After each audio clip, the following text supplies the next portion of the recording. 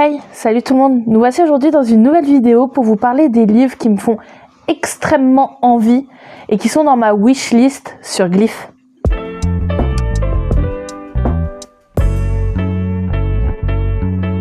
Pour mettre un peu dans le contexte, j'utilise une application qui s'appelle Glyph où je répertorie la quasi-totalité de mes lectures sauf les mangas, tout simplement parce que dès que je mets un ou deux mangas dedans, ça me propose que ça après. Dans cette application, il y a tous les livres que j'ai, les livres lus, les livres aimés, ma wishlist et les livres que je suis en train de lire. Et en fait, là, on va faire un check-up, voilà, de ma wishlist dans cette application. J'ai plus de 81 livres dedans. Donc, on va voir ceux qui me font le plus envie. Pour faire ça, je vais utiliser mon petit PC. Si je regarde vers le bas, c'est normal. Du coup, je connais pas tout par cœur non plus. Oh, waouh! Un livre que j'ai dans ma wishlist. Le premier livre que j'ai mis dans cette wishlist, c'est Enchanted of Raven de Margaret Rogerson. Des éditions Castlemore. C'est un livre qui date de 2021. J'ai lu Sorcery of Thorns. Voilà. De cette autrice, j'ai lu Sorcery of Thorns et Sorcery of Thorns Manor, un truc comme ça. J'ai bien aimé l'univers et je me dis, why not, pourquoi pas lui? Comme j'ai aimé le reste, souvent c'est comme ça aussi. Alors, voyons voir le résumé. Est-ce qu'il est long? Moi, je lis très mal à voix haute, je préviens. Isobel est une jeune artiste peintre exceptionnelle aux clients bien particuliers, les redoutables faées, les créatures immortelles capables de jeter de terribles sorts. Les faées envient une seule chose aux humains, leur art, car eux-mêmes sont incapables de donner un coup de pinceau sans tomber en poussière. Le talent d'Isobel est si convoité que Corneille... Pardon... Le prince de l'automne lui commande un portrait, mais la jeune femme va commettre une grave erreur et mettre le prince dans une position difficile qui pourrait bien lui coûter la vie. Furieux, Corneille l'entraîne sur les terres des faées pour comparaître devant un tribunal. Un voyage périlleux où, cernés d'ennemis, ils seront contraints de s'en remettre l'un à l'autre pour survivre au risque de voir naître entre eux un sentiment plus dangereux encore. Ouais, bon, c'est de la romantaisie jeunesse. Moi, je vous préviens. Moi, Yes with the Current de tout ça. Oh, il y a un vieux... Ça, je crois que je l'ai sur ma liseuse. C'est God of Men. Un sweet. Oh là là. Oui, bah oui. Mais moi aussi. Il y a le tome 2 de Chasseuse de la nuit de Janine Frost. Du coup, c'est quoi le titre exactement? Un pied dans la tombe. Chasseuse de la nuit, on parle d'une femme qui est à moitié vampire, qui chasse des vampires. Voilà. Le tome 1 a été génial, mais aussi très frustrant. Et c'est une bitolite, c'est chez Milady, donc Brajlon, tout simplement. On va avoir The Prison Healer, un tome 1 de Lynette Noni. Darkness Mine, le tome 1 de Alexandra Bracken. C'est 2 bouquins, 2 sagas, jeunesse en fait, de fantasy jeunesse, ou dystopie je crois, surtout pour Darkness Mine. D'ailleurs il y a un film qui est sorti de Darkness Mine que j'ai bien aimé, avec un système de classification des couleurs. The Prison Healer, c'est vraiment parce que les gens ils en parlent encore et encore et encore, et ça a l'air archi bien comment ils en parlent. Waouh!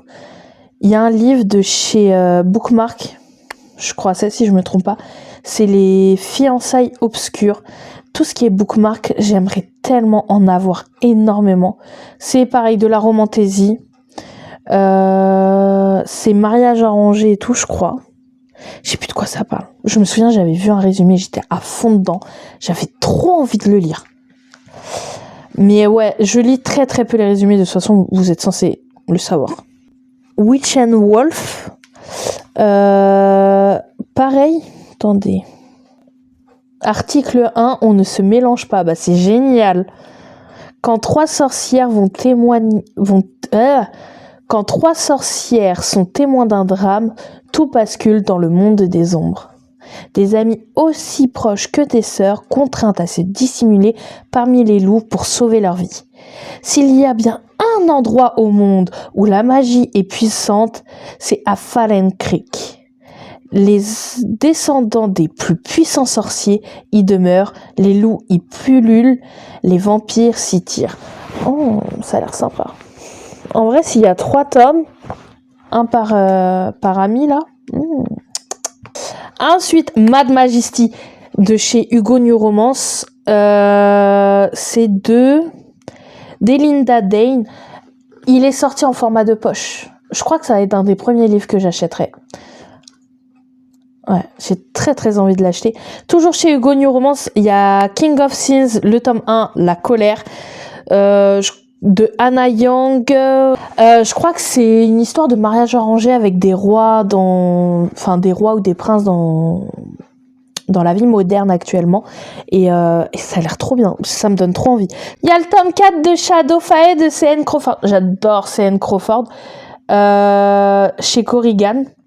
Le retour de Sa-1. Alors ça, c'est une saga. Je crois que c'est une duologie, si je me trompe pas. De Maël Po. Qui me donne très envie. La couverture est très belle.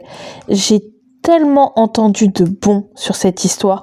J'ai tellement envie de le lire. On va lire vite fait le résumé. Shai rêve depuis toujours d'aventures hors du commun. Un soir, à la lueur d'une bougie, son vœu est enfin entendu. Arrachée à sa réalité et à ceux qu'elle aime, Shai se réveille dans un monde inconnu où se mêlent créatures, magie et complots mortels. Elle ignore encore qu'un pacte se lie à Sa-1, l'un des 5 astres qui veillent sur ce monde envoûtant. Mais Shai veut rentrer chez elle, et pour y parvenir, elle est contrainte de faire confiance à la voix mystérieuse et magnétique qui hante ses pensées depuis son arrivée. La voix de celui que l'on nomme le prince déchu. Les résumés comme ça fait trop envie, mais c'est trop mensonger. Franchement, lui c'est parce qu'il y a des dragons. Littéralement, c'est juste parce qu'il y a le mot dragon dedans. C'est Dragon et sentiments de Sophie Burgis. Je ne sais pas de quoi ça parle. Pourquoi ça m'attire? Ça parle de dragons. Il y a des dragons dedans. Tu vois une jeune femme avec un dragonneau sur l'épaule. I want. Ensuite, là on monte sur les un peu plus récents que j'ai rajoutés, comme La complainte du roi poète, le tome 2 de La guerre des ombres. J'ai lu le tome 1, j'ai adoré ce tome-là. J'avais peur de pas l'apprécier. C'est une histoire de mariage arrangé et tout. Complot familial, tout ce que vous voulez. J'avais peur de pas l'aimer. Et j'ai adoré le tome 1. C'est de Isabelle, je ne sais plus, Lozac, un truc comme ça. J'ai surkiffé ce tome-là. Vraiment, le tome 1, il est trop bien. J'ai pas envie de me spoil en lisant le résumé du tome 2. Mais vraiment, le tome 1, déjà, il finit sur un coup au cœur. Ah oui, la trilogie des glaces, le volume 3, Valley, de Stacey McEwen, chez Olympe. J'ai tellement envie de ce livre, mais avant ça, faut que je lise le tome 2. Ensuite, depuis le temps que ce livre est sorti, mais les éditions sont tellement moches. Et là, il y a une nouvelle édition qui est sortie et je le trouve magnifique. Ça coûte quand même 13 pétards. Hein. C'est La passe miroir, le tome 1, Les fiancés de l'hiver de Christelle Dabos. J'ai tellement envie de le lire. Pareil, c'est un livre qui me fait extrêmement envie, mais extrêmement peur. Je crois que c'est une saga en 4 tomes. Et il y a de tous les avis, encore une fois, dessus. Hein, on change pas une équipe qui gagne. Il y a de tous les avis. Alors là, je vais vous parler de 2 romances. Donc, Cœur pirate, de Hugo Roman Poche, de Erin Kova.